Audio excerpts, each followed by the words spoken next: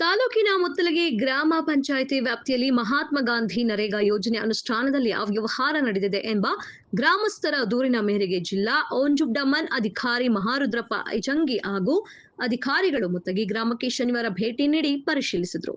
ಮುತ್ತಗಿ ಗ್ರಾಮದ ತುಂಬಿಕೆರೆ ಹಾಗೂ ಸೂರಪ್ಪನ ಕೆರೆಗೆ ಭೇಟಿ ನೀಡಿದ ದೂರುದಾರರು ಅಧಿಕಾರಿಗಳು ಹಾಗೂ ಗ್ರಾಮಸ್ಥರಿಂದ ಮಾಹಿತಿ ಪಡೆದರು.